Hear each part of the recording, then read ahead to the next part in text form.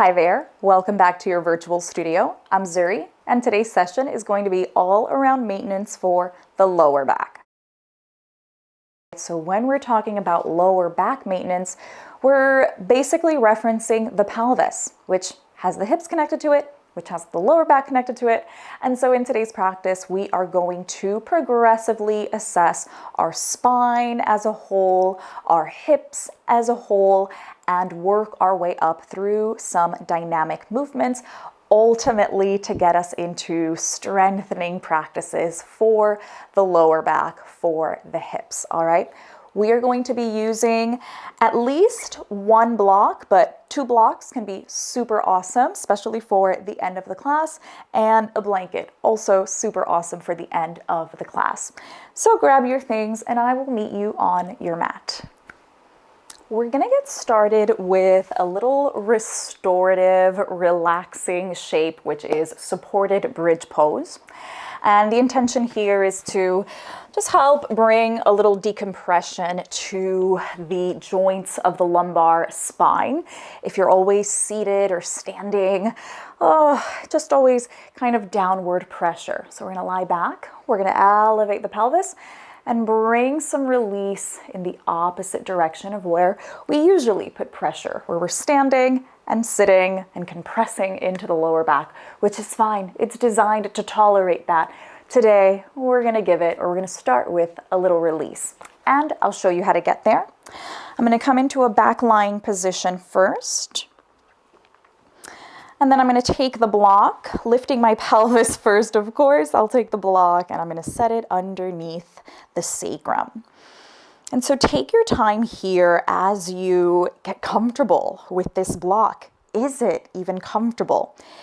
If it feels too high, you might replace the block with just a folded blanket. That might be a little bit of a lower setting. So you can remove the block, set a lower setting like a blanket, or you might even start with the block at a higher setting.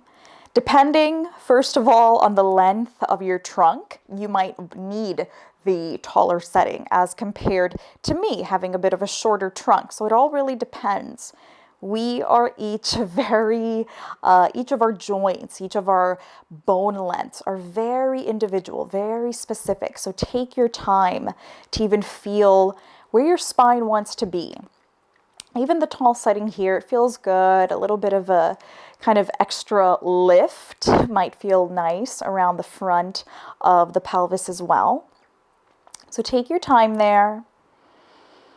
Make sure that you're comfortable so that we can stay. And we're going to stay about 3 minutes.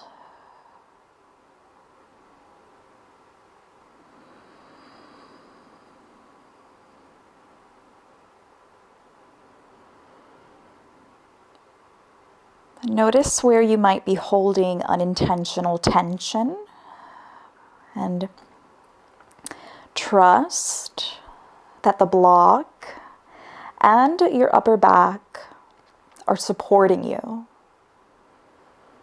Try to soften the upper back onto the ground and soften your pelvis onto the block a little more. Trusting gravity.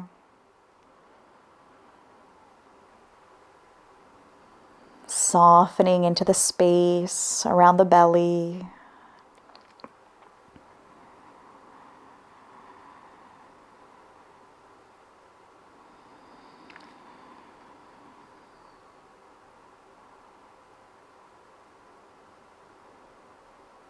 And here we'll stay several more breaths.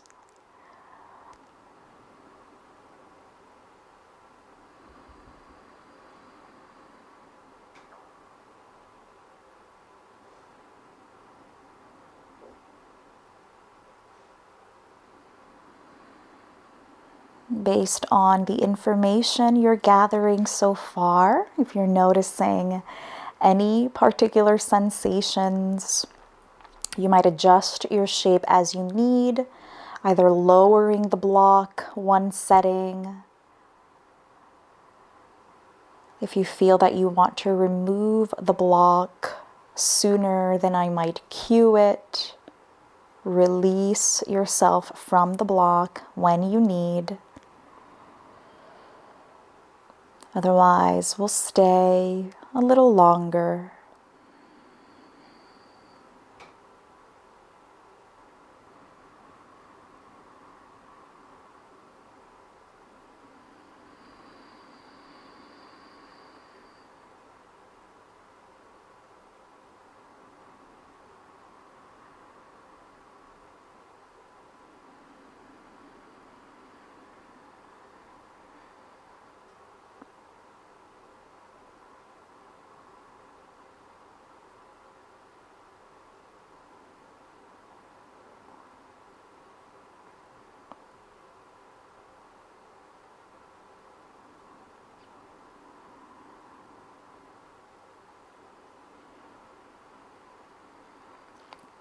If it feels nice or interesting, you're welcome to invite some movement, maybe lengthening one leg. That might feel like a deep stretch for the front of the pelvis, so travel mindfully. You can rebend and try the other one if that's where you're going. And then if you'd like to just leave both legs lengthened for a moment, see what that feels like. That's only an invitation, not an obligation. Just explore or find a stillness for just another 3 or so breaths.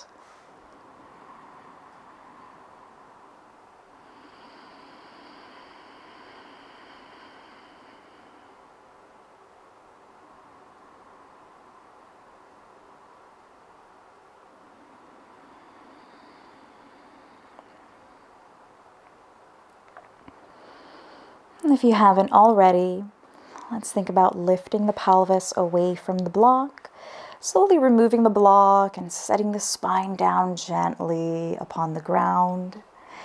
If there's any organic movement, if there's stillness that calls you, stay in stillness. That might feel good. If some organic movement, maybe some hip wipers, a little release side to side, that might feel good too. Let that go for a moment. Make note perhaps of how your body feels after hanging out in that shape.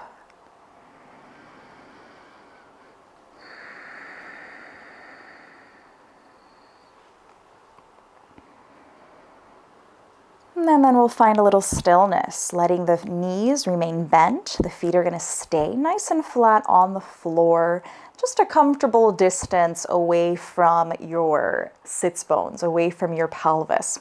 Hands can stay down by the side or at your hips, beginning with pelvic tilts next. Just rocking the lower back, or rather the sacrum, giving it a little massage. This may also be the pubic bone that's leading the way. Pubic bone points up, pubic bone points down. There's our pelvic movement. The next time your pelvis tilts backwards, let's pause. So this means your lower back is hugging into the ground a little bit more. Keep it there. What does that, or what kind of change does that create around the front of your belly? You might notice that your core is engaged in a different way. Right, we're activating the front of the abdomen because our pubic bone has to remain itself pulling upwards towards the sternum. Stay there for a moment, but you can still breathe through your nose, even if there's a little less expansion in the lower belly. Think about expanding the belly or the breath, that belly breath, more into the sides of your trunk, more into the left and right sides instead, and keep the lower back as it is for another moment. In fact, maybe even lift the arms and fingertips towards the ceiling. Keep the lower back as it is. Take another breath here. It's almost as though our back body is kind of getting heavier. Gradually, we're getting kind of pulled by gravity into the earth, even the bottoms of your feet. Now let's keep the hands reaching up towards the ceiling. Try to lift the pelvis off the floor next. Tailbone begins to lift, pointing towards the backs of the knees. Mid-back begins to rise. And then we can lift into the upper back, maybe finding a slight back bend. Or you might just lift up to the height of the shoulders. Wherever you go, go down in that segment first. So then the mid-back, then the lower back. Maybe we find a little tilt. We rock back and we find that spinal segmentation again. This time, as you lift your spine, let's go ahead and stay and bring the hands over the head. So letting the back of your hands find the floor. So shoulders are in what we call shoulder flexion, actively over the head. From here, slowly segment the spine back to the floor. Upper back, mid-back, lower back. One more time, segment the spine.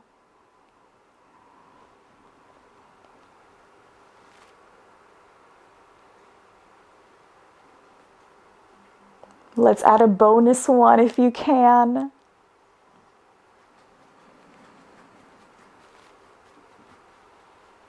And slowly relax, pelvis on the floor, arms can relax down by the side of the body. Take a breath. And as we soften back into the neutral curves of our spine, notice that we're no longer tilting the pelvis back. The lower back is no longer pressing onto the floor. Can we, though, bring the hands back to the hips, just kind of holding on to them. And one by one, start to lift one foot off the floor and then the other. Again, the pelvis is not tilted back. And we're not really stabilizing anything just yet. We're just doing a kind of casual march.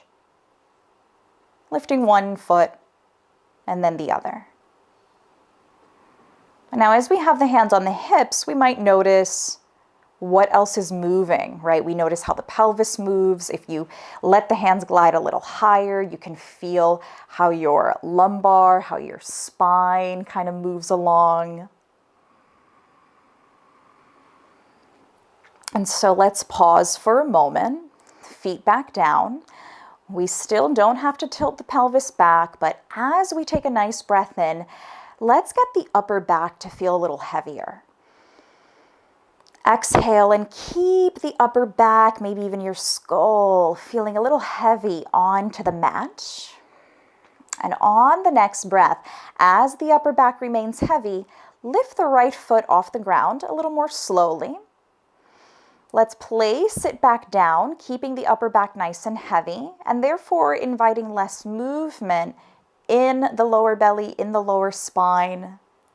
It feels a little slower, maybe a little more robotic.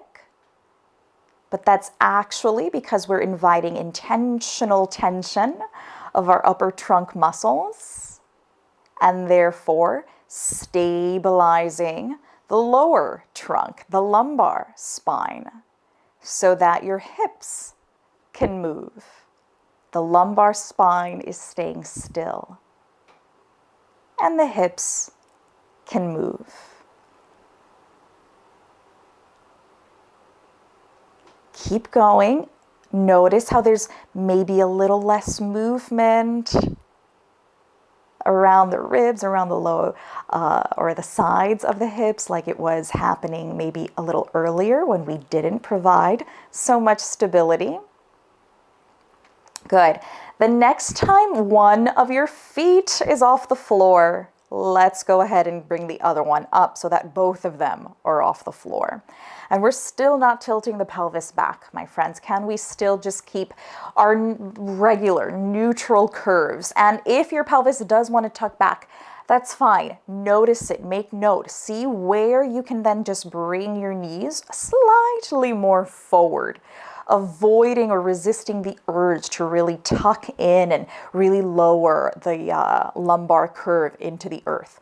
We want to maintain somewhat of that lumbar curve, but with stability. So if you're still hanging out with me here, you're noticing that intentional tension. Maybe if you place your fingertips around the front of the belly, You can feel or even breathe out into it, right? Inflate, feel that intra-abdominal pressure. And even as you exhale, some of that pressure should still remain, right? So we keep some of that intentional tension in our core. The lungs are in charge of moving the breath. Let's stay another breath here. Feel free to lower the feet whenever you'd like, or stay and bring the hands up. Next, the right heel finds the floor as the left thumb reaches back. I absolutely just did the opposite of what I said, but you get the drift. It's opposite limbs reaching back. Can we try to keep the upper back heavy onto the floor, the pelvis steady onto the floor, so that our limbs can reach and return, but contralateral sides.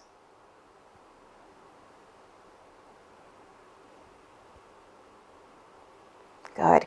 Keep that steady engagement. We might feel some core vibrations here. Pause when you need to, or keep going. Maybe 5 more if you're still with me. Pelvis is steady. Rib cage and core are steady.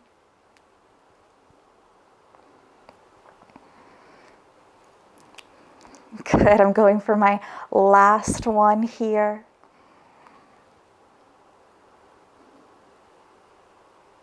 Release when you're ready. Maybe now tuck the knees in towards the chest, rock around a little bit.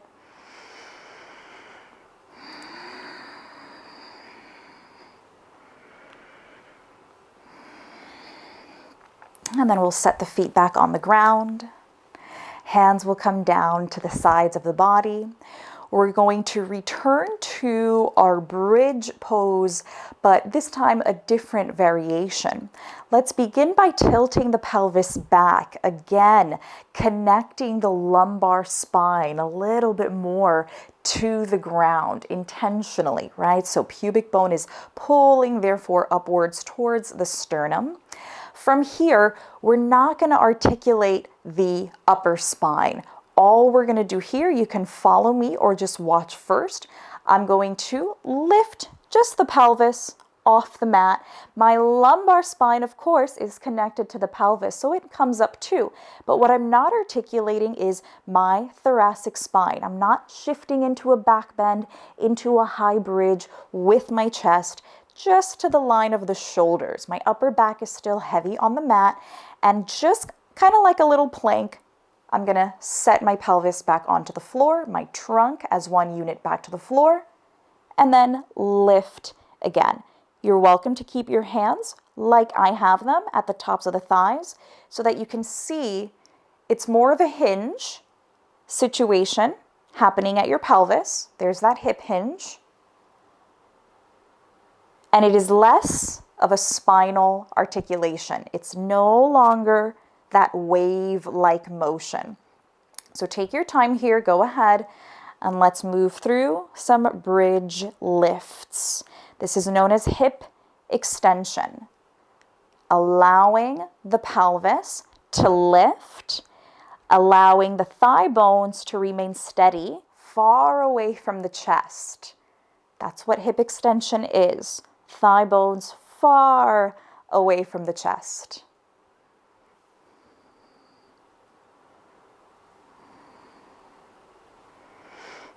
I'm going to keep my robotic arms. So this is another kind of good way to keep the lumbar spine out of it. You're just lifting the pelvis, working the glutes, working some of our quads and hamstrings now.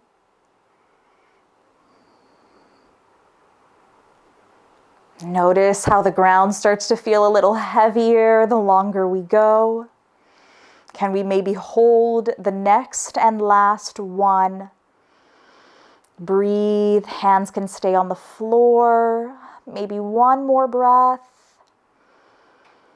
Slowly let it go. Digest as you need. The legs can lengthen. They can rock side to side. They can hip wiper. Take a breath to digest. Let it go. When you're ready, hug the knees in towards the chest. You can give yourself one more little back massage. And you have the option here, we're going to meet standing. So you have the option here to maybe rock onto your side, get into a little seat, and then stand up. Or if you're up for a little bit of energy, I'm going to rock myself, hopefully up to stand. So I'm going to do a little momentum here. And then, shoop, standing up. So I'll meet you standing. From our standing position now, let's again place the hands at the side of the hips and find that pelvic tilt again, this time from a brand new perspective. What is it like to point the tailbone down and then lift the tailbone? Pubic bone points up, pubic bone points down. Right? When we point the tailbone down, that lumbar curve is reduced. We're lengthening it a bit more. When we lift the tailbone, lumbar curve is a little more articulated. Right? Try to keep this away from the chest so it's not cat and cow for the whole spine. The rib cage is not moving, just the pelvis. Sometimes bending the knees, widening the feet, and bending the knees can help gather a little bit more of that pelvic tilt movement. And so you can try that as well.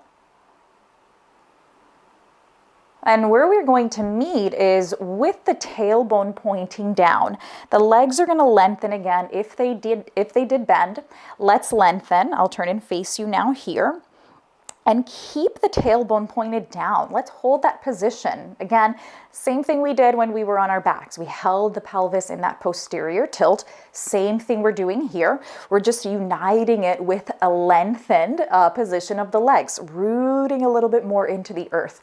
How does it feel to root down now? Press and find the outer edges of your feet. Press all of the edges of your feet down, first of all, but the outer edges, pretend that they're sliding apart. This is not a movement that I can see or that you can even see.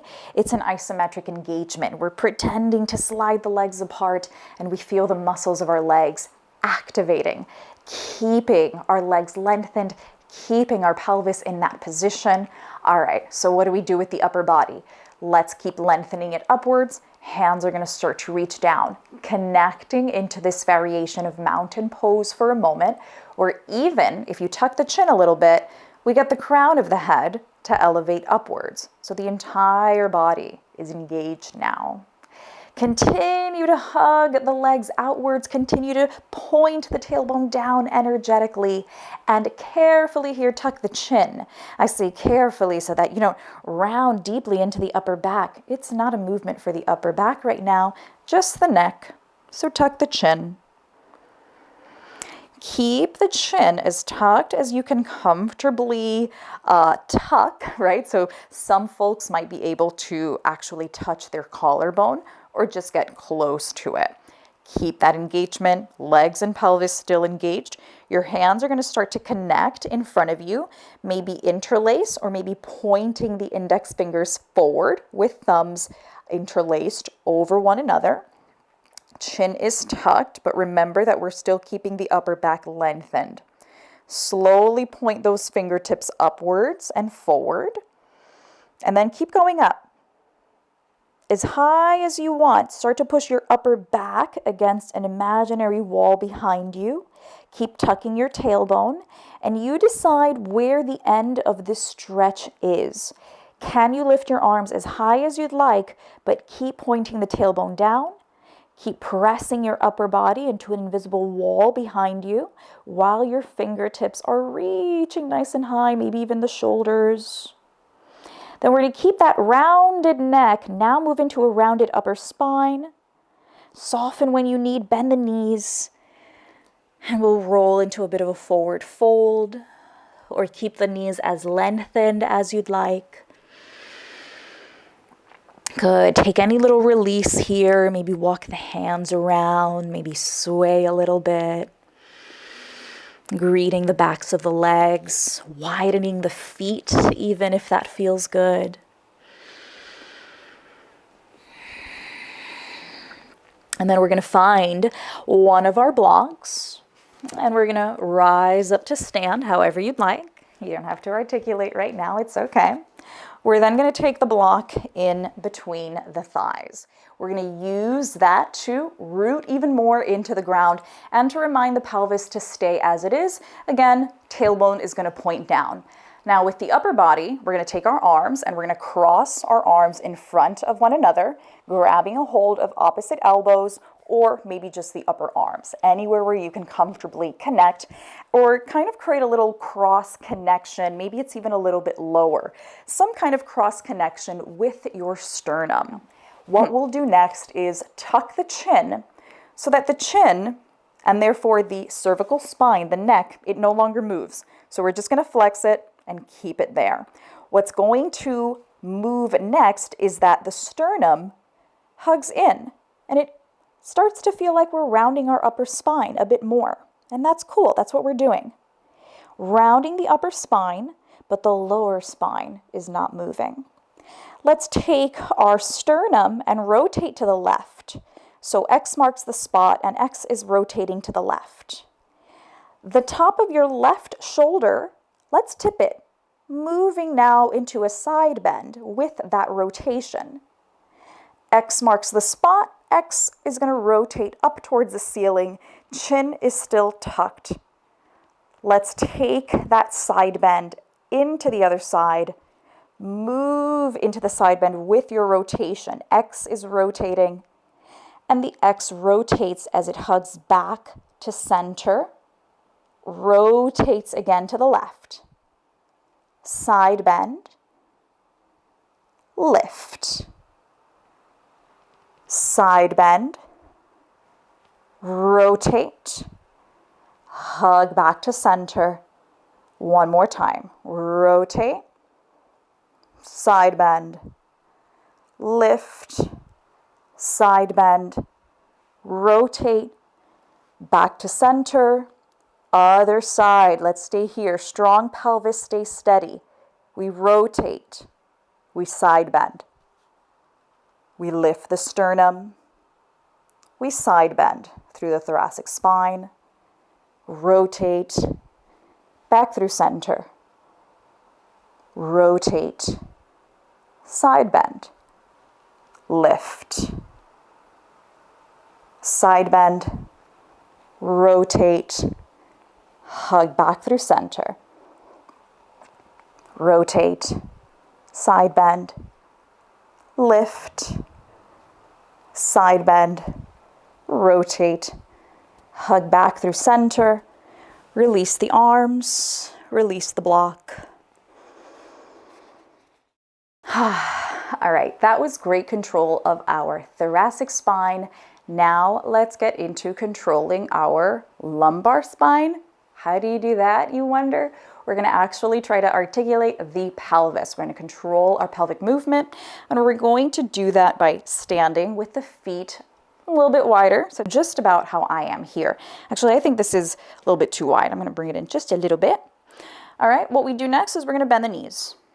And if you bend the knees, it's not to put a lot of pressure onto the thighs or onto the knees. It's not a deep squat, just a little soft release so that we can get more access to the pelvis.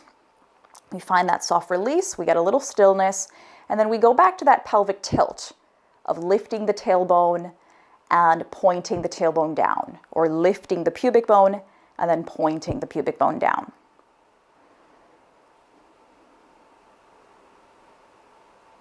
Okay, let's pause. Feel free to straighten your legs and relax and then come back whenever you need to. We did forward and back movement, forward tilt, back tilt. What about side tilts? So let's do that. Drop the right hip and automatically the left hip comes up. Try to keep the shoulder girdle steady. And then opposite. Drop the left hip, lift the right hip. The arms might come out into a T shape so that instead of the armpit moving to the hip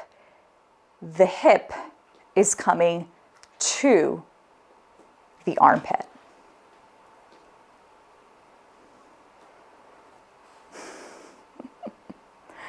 Good. Once we felt a little bit of that side tilt movement, pause, maybe lengthen the legs if you haven't already. Give that a little shake out. And then return. We bend the knees. Your feet can also be slightly rotated, right? It doesn't have to be that they force themselves to point forward. Let your shin bones, let your knees be comfortable, all right? Now from here, we go back to that same steady position where we have some freedom of the pelvis so that we can control it one more time, this time all the ranges. So we start, hands at the hips, point the tailbone down, pubic bone lifting up. This means our tailbone is scooping forward. Now, while the tailbone is pointing down and scooping forward, lift the right hip, lift the right hip. Tailbone still wants to point down. While the right hip is lifted now, lift the tailbone. While the tailbone is lifted, lift the left hip, drop the right. Keep the left hip lifted, tuck your tailbone. Keep the tailbone tucked, lift the right hip, lift the tail while the hip is lifted, drop, and we're moving in an articulated circle. Switch directions when you're ready. Right hip might lift, tailbone points. Tailbone stays pointed while the left hip lifts. Left hip stays, tailbone points, right hip lifts, tailbone points are down. You catch the drift now. See if you control the movement, but try to keep the knees relatively still. This is not knee or ankle movement, no leg movement, no upper body movement, just tucking and lifting through the hips and the movement of your pelvis. Take a break, shake it out, and come back to it one more time if you need to. And then we're going to walk it out. Let it go. Shake it out.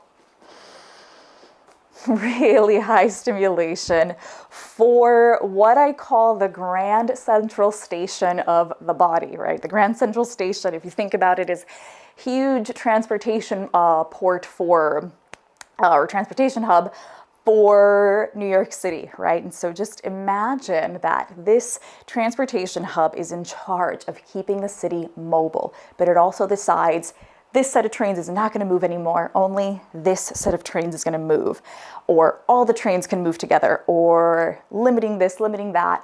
That's kind of what your core does. Your core decides how much the leg wants to move, how much power it wants to move with, how much power your arms want to move with. That is coming from the grand central station of the body, the core, which is also your lumbar spine and your pelvis and your hips, all right? This is all connected. All right. Let's meet back at the center or at the top of your mat. And if you've got 2 blocks, let's use those 2 blocks now. If you've got just the 1 block, you can use the 1 block gripping its little edges just like this, or 2 blocks, we're going to take a grip of both of our blocks. So I have a grip. This means I'm not lying my hands flat on the block. We are meeting here in a half forward fold. We grip the block, press into the feet, and hover the blocks just about a centimeter away from the floor. While the blocks are hovering, pretend that they're super heavy and they really want to stay connected to the ground. But on the next breath, push into the heels. Maybe tuck the tail. As you reverse your hinge, the blocks are super heavy. Notice that they stay close to my legs and not up here, right? They stay low, and then they're gonna stay close as I hinge back down. As I reverse the hinge, the blocks are almost gliding up the line of the leg bones. Hinging forward. To drop the blocks, they're a little heavy, so we have to push into the legs. Oh, they want to stay glued to the ground. And we find this engagement through the backs of the legs, using our pelvic tilt. This time, the entire spine is connected as one unit with the pelvis, with the trunk. Can this get even slower? Can you do the next 3 or 4 even slower, as if to resist? Pretend that you're sliding both of your feet backwards as you flex through the pelvis and extend to rise, pushing into the feet.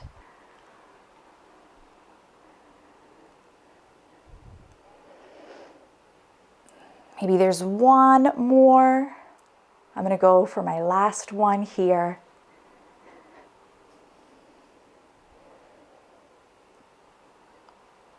Maybe the next time that you hinge forward, relax into that forward fold. Maybe even relax your feet. Give them a little stretch, a little release if you need to. And let's get closer to the ground. Bend the knees one at a time. We'll meet in tabletop position. Let's find some organic movement in this tabletop. So you can rock around a little bit with your hips.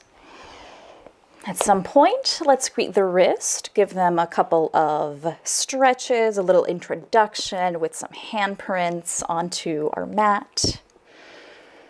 Now you can stay on your hands or you can come onto your forearms. We're simply moving the left leg back next, trying to keep everything else super sturdy in the trunk. Without moving the spine too much, can we lift the left leg up? Bending the knee, drive the heel towards your sit bone. Externally rotate the hip bone, opening the knee, the thigh bone out and up, and then down and in. Back to where you started, hip cars. Move the leg out, externally rotate to flex the hip forward, down, and back. Try to get a little heavier into the right hand. Reverse the work. The knee comes forward, out, internally rotate, forward, out, internal rotation to drive behind. Maybe one more. Stay with the leg lifted if you can, and then just extend the knee. Rest when you need to. Come back when you're ready. Flex and extend. Flex and extend. Try it with your toes or your ankle pointed and flexed. So 2 with the ankle in one position, maybe 2 with the other position. When you're ready, the leg stays lengthened, ankle circles. Upper body is working nice and hard here, keeping the lumbar spine stable while the ankle moves. Good, let's get out of this. Step that knee forward and shift into a couple of runner's lunge stretches. Ultimately shifting into a little resting shape. So that might be a child's pose or a kneeling position. Taking a little breath.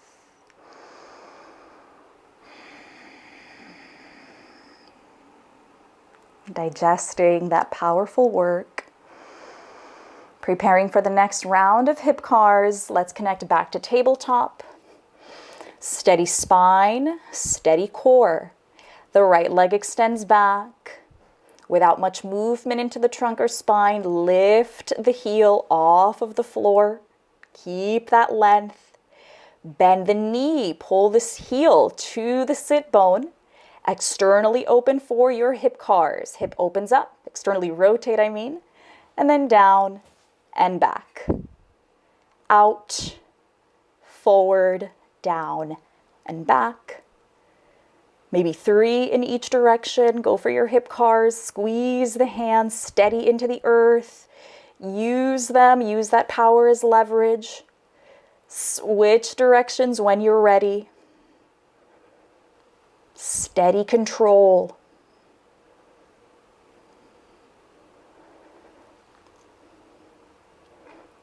The last time you have the hip lifted and up behind you, extend the leg, extend the knee.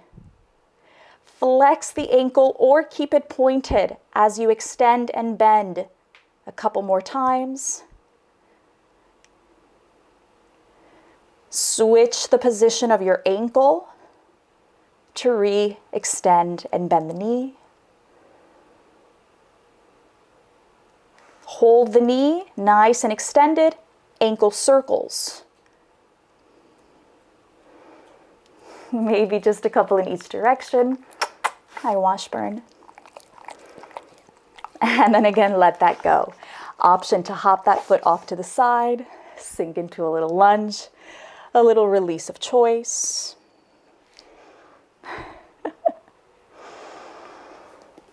And then let's relax again, a little kneeling or a little child's pose.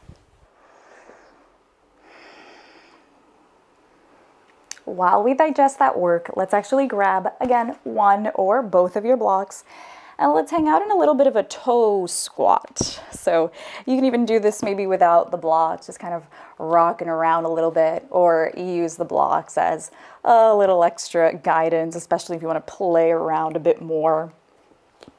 And we start to kind of get into, again, bringing a little bit more of a reduction into the curve of our lumbar spine, therefore lengthening it, otherwise decompressing it.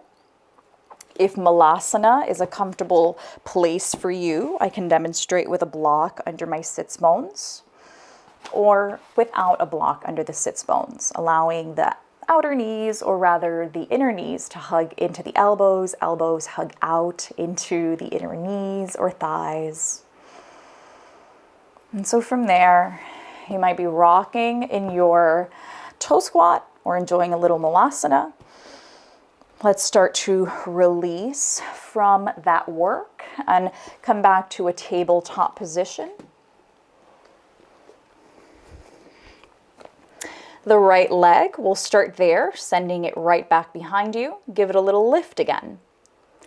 Let's go for a steady balance for the entire trunk. So this time the pelvis doesn't move, nothing in the spine moves. But if we put a little love into the left hand so that the right hand can travel, maybe we find this table balance. And without borrowing from any spinal or pelvic movement, can the left hand float back down? Can the knee bend and also float back down? And very steady, almost like a robot. The opposite leg makes its way back. It starts to lift. Keep pushing that leg out into an invisible wall. Use that as some support. Push into the left hand so that now the right hand can travel. And maybe it lifts, bringing some reach. Steady, steady trunk, steady spine and pelvis. Good. Let's switch one more time, each side, without borrowing from the spine. Think about the marching action that we did when we were on the floor and we moved the spine and the rib cage a little less as we marched the legs and the arms in this contralateral pattern.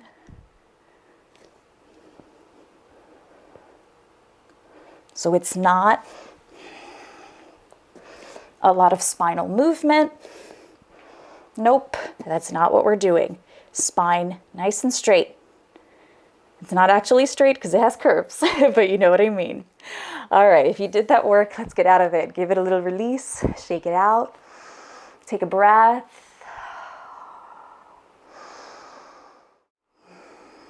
Reach the arms over the head.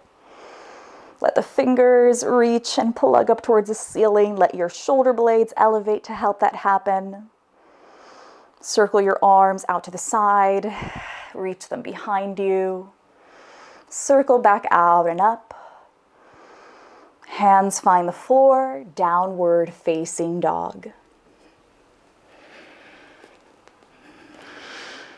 Take what you need from this downward facing dog, maybe allowing the knees to bend or pedal. Either way, we're still pressing the ground away and elevating the pelvis, elongating the spine away from the crown of the head. Let's start to then walk the feet forward towards the top of the mat, finding a forward fold.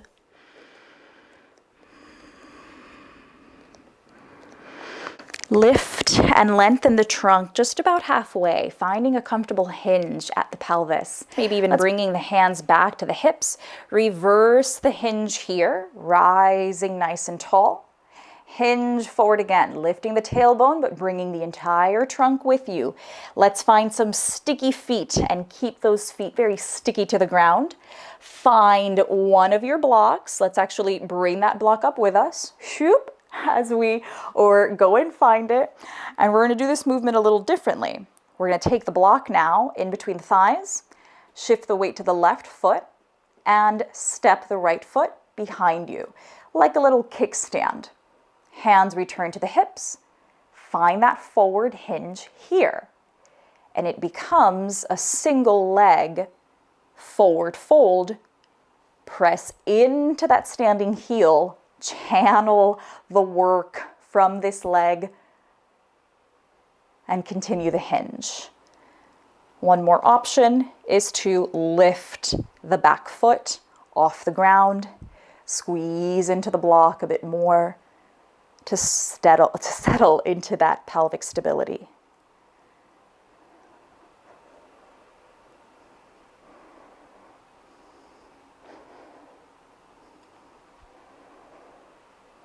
Maybe two more.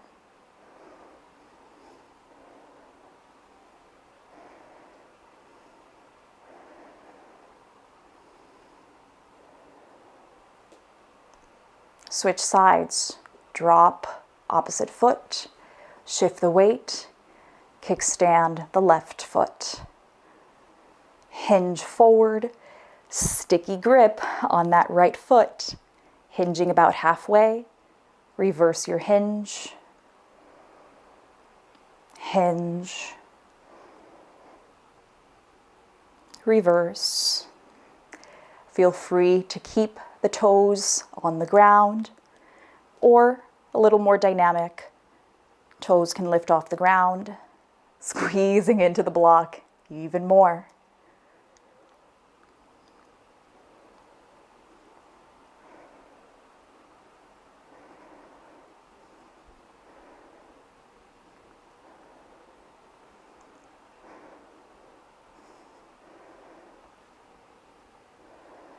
Maybe two more.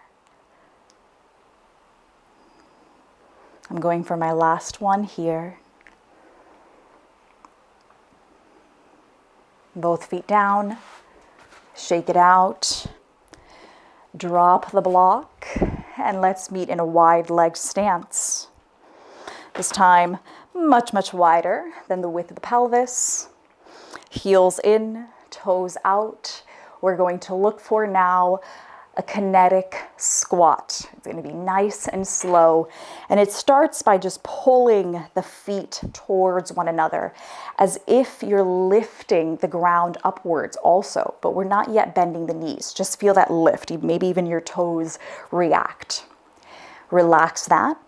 And again, squeeze in, but this time let your knees bend.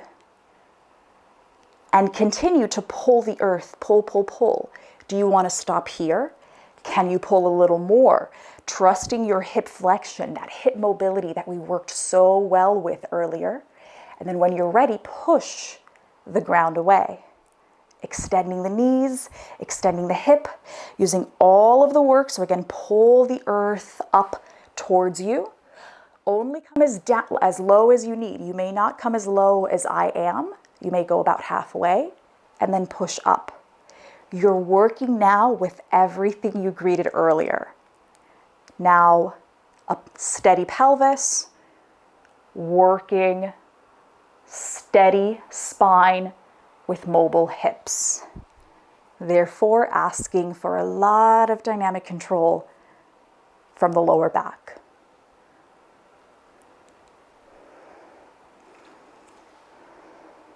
Maybe there's one or two more. I'm going to go for two more. Take your time.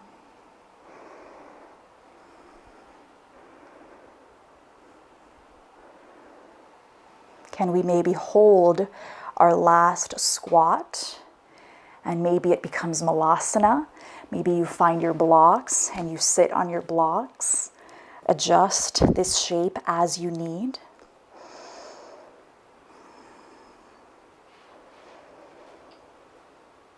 Two more breaths. Release into a forward fold when you're ready. And if you're not already, let's pivot to face the front of the mat. Step back to your last downward facing dog. Let's come to rest now from plank, knees down, into a belly down position. Your hands can create a little pillow for your forehead or for your cheek.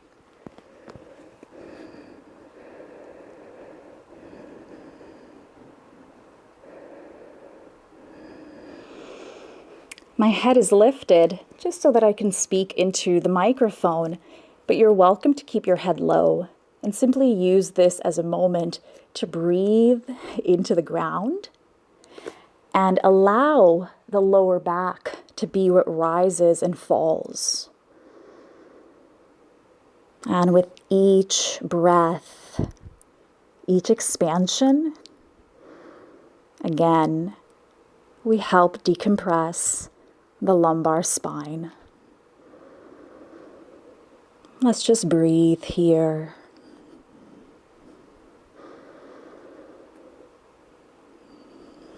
If you'd like, you're welcome to take the left or the right hip, just hiking it up to the side a little bit.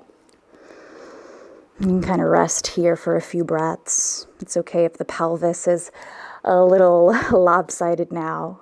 We're done. We're done with the work. Now we just digest.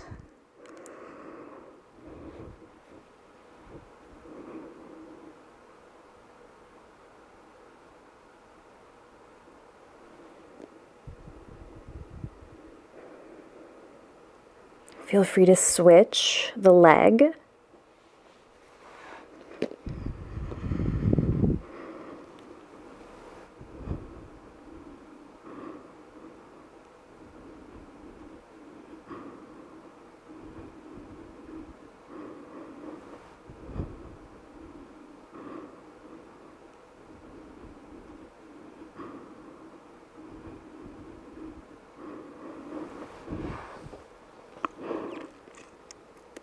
And feel free to stay and rest for as long as you need. When you're ready, you might press yourself back towards a little extended child's pose. Take a deep breath and re-energize yourself for whatever may come next. Enjoy your day.